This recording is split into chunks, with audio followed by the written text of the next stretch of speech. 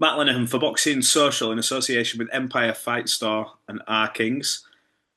We've been joined by Gareth A. Davies. Gareth, how are we, mate? Do you want me to start that again? Nope, I've got my should be on. Yes, it is. Yeah. Sorry about that. Very remiss of me. Monday morning. Not yet had my coffee. It's still quite early, isn't it? It is, yeah, it is early. How are we, mate? Anyway, you're always busy, you're always up to something, whether you're hosting something in the Middle East or bouncing around a press conference. How are we? I'm good, thanks. Yeah, I've been out in the Middle East to do the crypto fight nights. I was in Talksport at HQ on Saturday night when we did the broadcast of Cacace versus Leigh Wood, the Queensbury show, Frank Warren's show.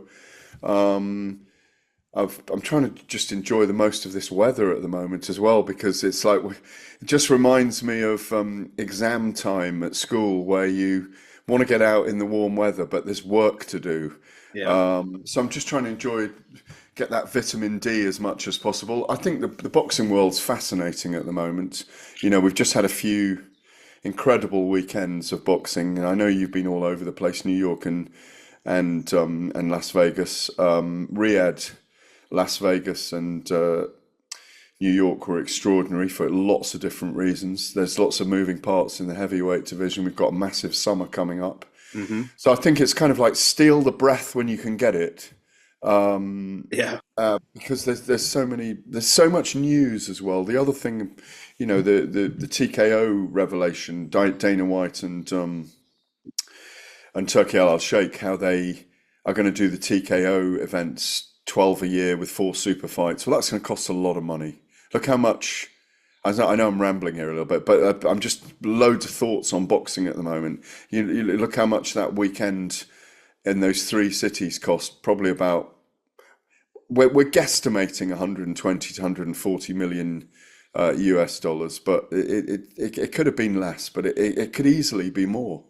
Well, I suppose I was going to start with Kakachi Wood, but I think let's just touch on that then. What's your overall takeaway of the weeks? Obviously, so I covered two out of the three events, the ones that Mm, made sense to them logistically that I could yeah. get to. Obviously, we didn't have the luxury of going on that private jet straight to Riyadh, but so for me, it was forget the Times Square one done. We'll go see the Monster in Inoue and Rafael Espinoza, by the way, on the undercard of Inoue. What a fighter! Yeah, but So both worth seeing live, absolutely. what was your sort of takeaway from the weekend? There's, like you said, there's so much news and narratives. Whether you talk about Ryan Garcia or the performance of Devin Haney, which has come under scrutiny, the Teofimo Lopez who showed up and who looked good, I thought, against Barbosa, and then we see the Canelo. There was talks about the punch stats. There's been a hell of a lot to consume, haven't they? Just over them sort of three fight nights. Well, because they were overshadowed by an extraordinary event at Tottenham Hotspur the previous weekend. And we're still talking about it. Conor Benn, bathed in the light of a conquering hero in New York, and has become a crossover star in lots of ways in the sporting sphere. Um, there was a concertina effect, and I think. You know, again, the punch stats from Canelo against Skull at the week at that on the Saturday night or the Sunday morning, very early Sunday morning in Riyadh, that 445 punches. That's the least ever in a 12-round championship fight in the 40 years of CompuBox.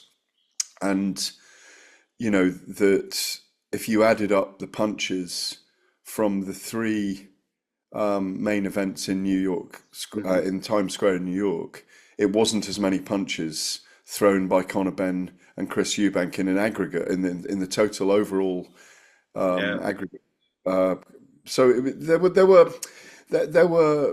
signs that things are going right, things are being put together well, but they don't always work. Was an opportunity missed with Madison Square Garden? What was the purpose of putting Canelo on in Riyadh? Did that really work? Was William Skull a poor opponent? What are we going to get from Terence Crawford and Canelo? Yes, it's a fight we all want to see because obviously that moves on to that, but fight we all want to see. But does it really cross into the mainstream in America? Joshua against Fury still a bigger fight than that. Yeah. Um, in terms of global resonance. It is, and in terms of a sporting event. And I had this argument with one of my colleagues on Saturday night on Talksport. It's still a massive boxing match. It's not just a commercial behemoth. It's a massive boxing match. I want to see them in together, like I still want to see Wilder and Joshua fight each other. Yeah, just coming on to that, I think I would just quickly on Canelo Crawford. Obviously, they came in the ring. Terence has obviously put on quite a bit of mass, I would say, from the last time we saw him out, and he has to build up to the weight naturally. He looks big, looks thick. When they stand face off to each other, it doesn't look to be much difference. I know there is when the fighting weight. Did Canelo's performance against Skull change your thinking of how a fight with Crawford and Canelo would go? Um, I was one of the people at the very beginning pushing for a Crawford fight against Canelo because I like the stylistic matchup. I think Crawford's got the wherewithal, not just physically. I think physically because Canelo's a squat, 5'8" fighter who 5'8", 5'9" at most fighter who plants his feet heavily and lets his hands go these days. He's not fleet of foot. He does walk people down very well. He has got that amazing ability to find the body and find those angles from his upper body. He's always moved well from the upper body, and he's very dedicated, of course. But he's not the sleekest. And he couldn't cut William Skull down. I cut him off and cut him down. He should have chopped him down like a tree. And by rounds 5, 6, and 7. He was so comfortable in there because Skull wasn't fighting that he was picking up his whatever it was, purportedly 80 million US dollars, for a glorified sparring session almost. Against Crawford, it'll be different. Crawford will be in and out. Canelo will be hunting him. Crawford could win on points. It could be a very, very close affair. And when I watched it, I just thought, Canelo is going to give Crawford's going to be hit maybe a little more and harder than he's ever been hit. Hmm. I think but where he is brilliant is in the nuance, in the exchanges, in the gaps between them. We saw that with people like Madrimov, who's a very tough, very aggressive, very resilient fighter. Great fighter. Yeah, great fighter. That Yes. Crawford's got a way of winning rounds. He's got a way, and I think he might just sneak a victory, and become, if he's one of the greats of the modern era. But Crawford's got the ability if he really, say, if they have two fights, the first one's close and controversial. If they have two fights, to become a great. I think there was a time when I thought going up was too much to super middleweight, but I don't think it is. Hmm. But it's extraordinary that he's come all the way up from lightweight as a world champion. It is. Lightweight, 4 weight divisions, 5 weight divisions almost. So yeah, he's extraordinary, and I'm really, really looking forward to it. But I'm not sure how they get that fight to cross into giant mainstream America. Allegiant Stadium will break stadium records in Vegas, I'm sure, and all of that, and it'll do decent numbers. But how they get it to cross over, neither man's a big talker. Neither man is I don't see a viral moment between them. They're very respectful to their opponents. So I envisage a close build, a quiet build up, Matthew, and not one that's, giving off sparks, you Yeah. know. So a lot of things there all the way to September, basically. But that's what the last couple of weeks have resonated towards the whole season. And the other thing to add, Ryan Garcia against a Conor Benn, Canelo against a Chris Eubank Jr. Do Ben and Eubank, should Ben and Eubank have just been one and done? I think they should be one and done, but they won't. They'll fight again because there's so much money in it. So the last few weeks have really thrown all these things out there. I saw a lot of opinions on this in terms of Eubank and Ben one and done. There's still talks about the weight, and apparently the terms are the same for this rematch. Why should it be one and done in your view? When we saw a spectacle, obviously we know commercially this is mega numbers again. The fight was it was competitive. I thought Conor did really well stepping up in weight. Obviously, Chris, there was a talk about the weight and how he made the cut and all this kind of narrative surrounding it. But why should it be one and done and not not two? Well, because of the restrictions on Chris Eubank's physicality, because of the restrictions on his body, the weight draining. I mean, it's very obvious, and he's going to commit his body to 12 more rounds of torrid fighting. It's not going to be a boxing match second time around. It'll be just as torrid as the first. They will go at it again. They have more respect for each other now, I think, both of them. Yeah. And I think there will the fathers reunited as well. That was fantastic. We've got this extraordinary story about Chris and his father the night before. We told Stephen Bartlett, CEO podcast, an amazing interview. Well done, Stephen Bartlett, and well done, Chris. And we've both known him a long time. I've known Chris a very long time. Always got on with him, and he's always deep. If you go deep with him, narrow and deep, he'll go deep. And how the serendipitous nature of how he and his father got together the night before. I mean, it wasn't planned. It wasn't Turkey. It wasn't, unless Chris is lying, and I don't think he is. That his dad sent a text. 20 minutes later, they were together in the hotel, and then epiphany happened for both of them. That they realised that the love between them is so extraordinary that and different that having his father there gave him the oomph, gave him the chutzpah, gave him the Welsh would say hoil for the last two rounds. It put some fire and put some fuel in him, and that's what got him through. And it was an extraordinary tale. As a spectacle, because it crossed over and it was a commercial success, the second fight is there and it's available and it will make them lots of money and readily as much as the last fight. Maybe 10 million each again, or thereabouts, as it was. I think it was 9 million and 8 million they were getting. Yeah. But after it was 8.5 each after the new Rolls Royce or Bentley or whatever young Ben bought, and his holidays to Paris, France for his wife's birthday and all those kind of things. And I wish him well with all that stuff. No, it shouldn't happen again. I've already committed a column to the Telegraph saying we shouldn't see that weight cut again from Chris Eubank Jr.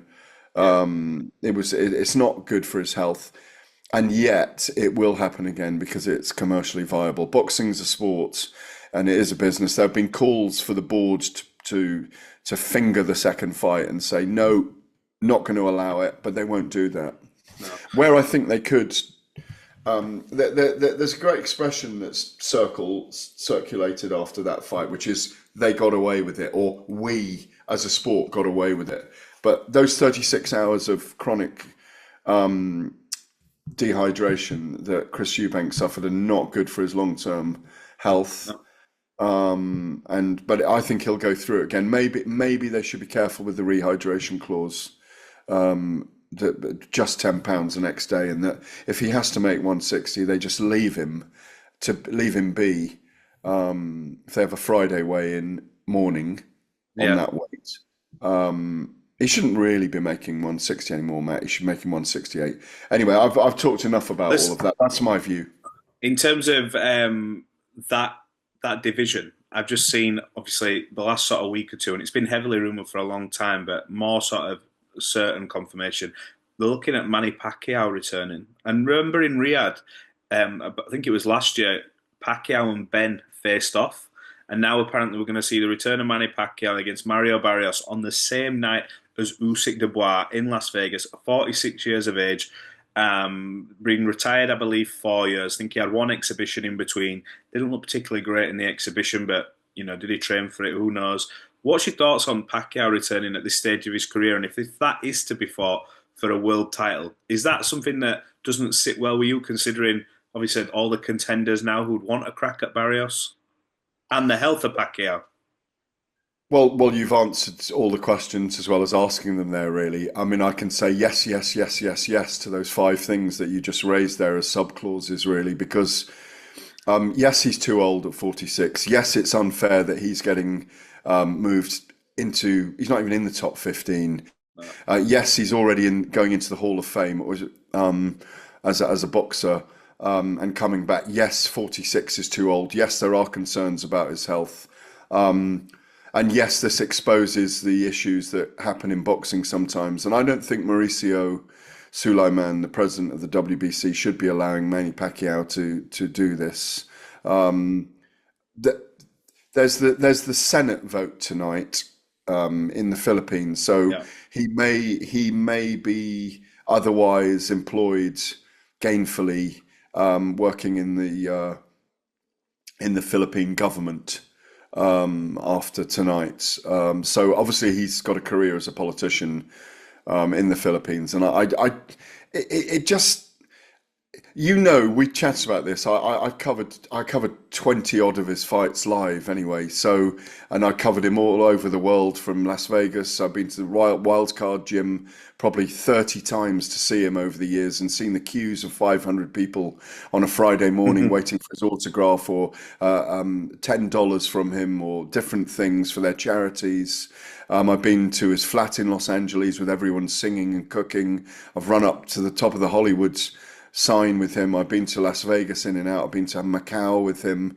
I've been to the Philippines myself, and I'm a Pacquiao file. I have an adoration for the man. I've talked about him on radio, big radio, political radio stations. I've covered, the things he's tried to do. I've written big essays on him, and I love him. And I think what he represents, he's the most notable story in boxing in my time in boxing. If you take the overall picture, he is the equivalent of David Beckham and Lady Diana Spencer rolled into one in terms of what he means to the Filipino people. I've been in two movies about him, as a narrator, as a voice. I absolutely adore the guy, and yet, albeit, I don't think this should be happening, and I'm not in favour of it. The two biggest things are the meritocracy of the 147 division, and who should be facing Mario Barrios next. He's not going to say no to it. No. Because it's going to draw huge eyes and ears and a cavalcade of coverage onto it. And secondarily, at 46 and 4 years away, you've got to worry about him. He was roundly beaten by Yordenis Ugas 4 years ago. So in a fight he wasn't expected to lose, if you recall. I But do. he got beaten by the awkwardness of Ugas. So I'm not behind it, I'm afraid, even though I will be watching. Yeah, it almost comes at a cost when you say all these things and you go, but we still have to see it because it's there. One thing I would say is though, Conor Benn's talked about coming down. You like the fight with Barrios and Ben? I would have thought that would obviously that to me makes sense. But obviously, I know we don't live in a world that's just as easy as well, do this, do that. But Conor Benn and Barrios, I think, is a terrific fight. It is, but I think Ryan Garcia and Conor Benn is an even better fight. And it's massive. And you could bring Ryan Garcia over here. They're both losers from their last fights. Yeah. But it'd be massive.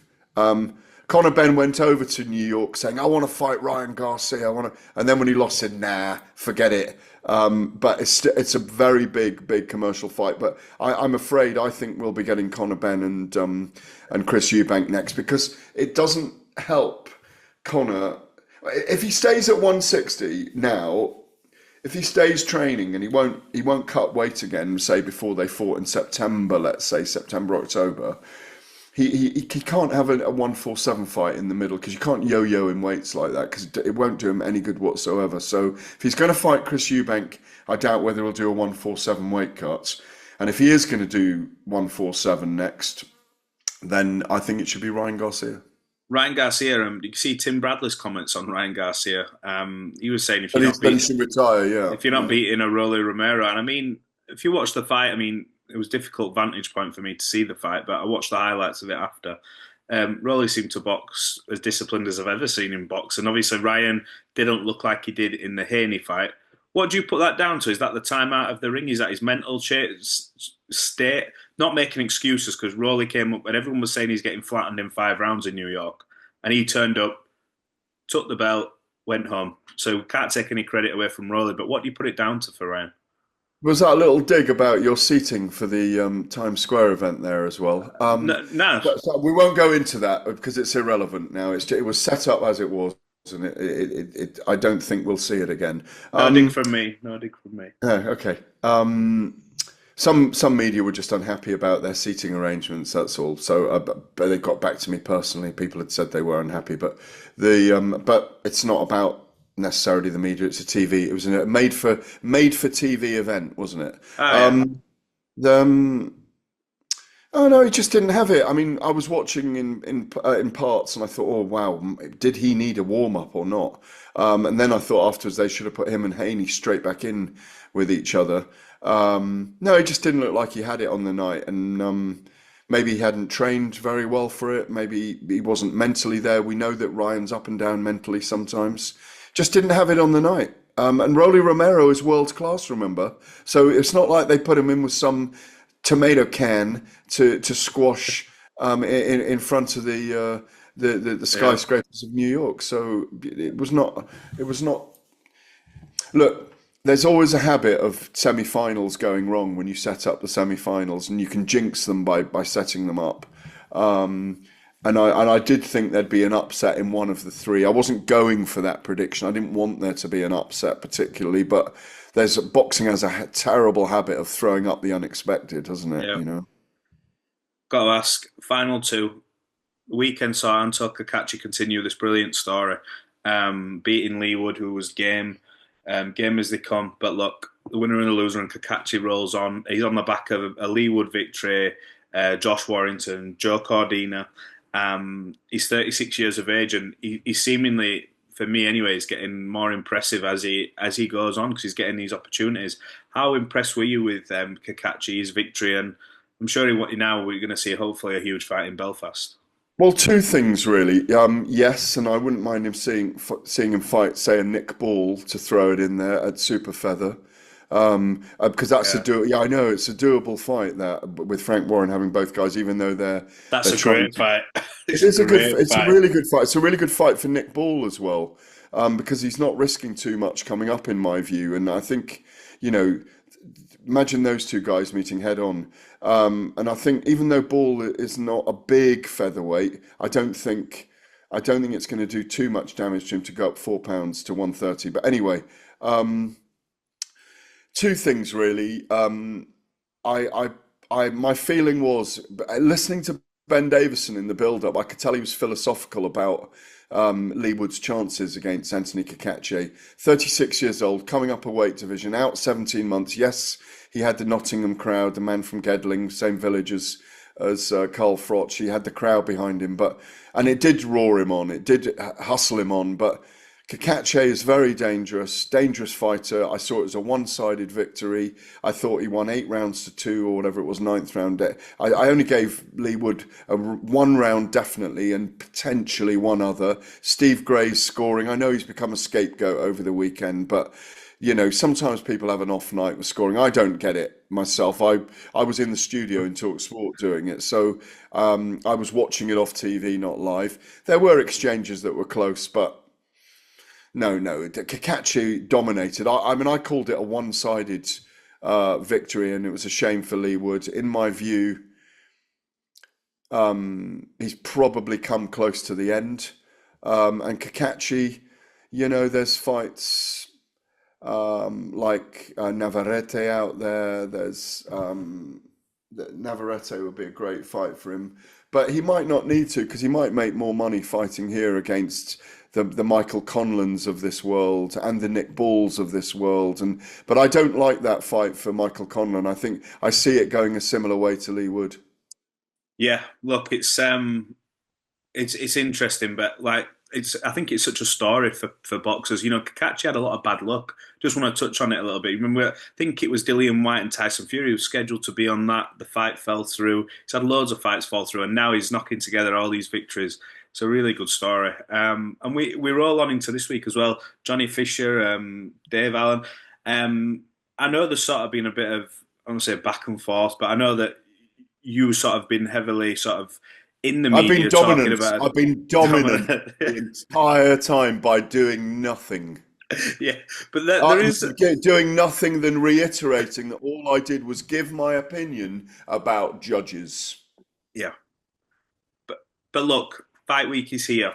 In terms of that to one side, are you looking forward to the fight? And what do you think will happen on Saturday? Do you think that we see there's a similar sort of fight? Does Johnny Fisher change much? Do we see anything different from Dave Allen? What do you think? Um, well, it's a big fight for us domestically. it's not a big fight in the global No. scene of things. Dave Allen is a wonderful orator and character, Yeah. very funny. And Johnny Fisher's gone into his I'm being serious shell for this one. Obviously, I watched both of them in the build. I'm fascinated by the second fight. I thought the first fight was close, but definitely won by Dave Allen, as on record. I don't think Johnny Fisher won it. I thought he was lucky to get the judge's decision. But as I've said all along, same things, showed tremendous balls to stay in there during the fight, and he stayed in it to win it. And that's what he did. And he got lucky on the night in terms of the judging. They've tried to spin the narrative since that he won the fight, he won this round, he won that round.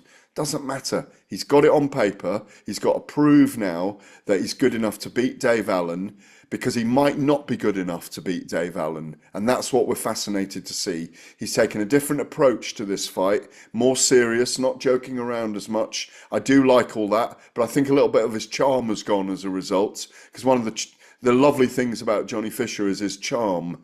And it's a real test for him. It's a real test for him, and I hope he's up to it. It's a real crossover fight, isn't it? For I suppose Dave's been down this road before, so I feel like the pressure isn't on Dave coming into this, because people sort of ebb and flow with Dave. Dave's lost when maybe he shouldn't have done, and obviously puts pressure on himself, but the pressure really is on Johnny, isn't it, for this fight? It is. What I'd like to do is I'm going to be at the press conference on Wednesday. I'd like to talk to you either there or after it. Once I've seen them up close, I've watched all the stuff they've been doing. I thought Dave Allen was, because Johnny's in his shell a little bit more. Dave Allen, when they talked about the fight together, when they recorded at Tower Bridge when we had the press conference, I thought it was fascinating. But I thought Dave Allen was very commanding. He's got the confidence, you see. He's been in there and he's taken some big. Johnny hits hard. He's taken Yeah. some big punches from Johnny, and he believes himself to be the better scrapper, if you like, and with the better boxing skills. And he's been in there with a very high caliber of opponent in his career, so he has nothing to fear in that way. I think if I'm leaning anywhere in this fight at this moment, it's probably to Johnny Fisher to be better this time, not to be so reckless, be careful not to be caught, and probably to win a tight decision, and win it veritably. That's probably where I am in my head right now. But anything could happen in this fight.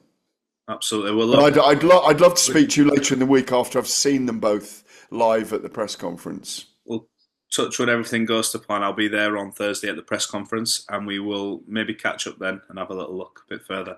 Appreciate you jumping on as always, Gareth. Hope you enjoy the rest of your day with the good weather and whatever you're getting up to. And Oh, definitely going to get a couple of hours of cycling and paddleboarding in, lovely.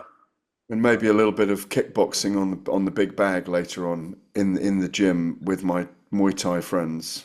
Yeah, sounds good. You big high kick. Right. Great to see you, mate. So I'll As see you later always, in the week. we will. Cheers. See you soon.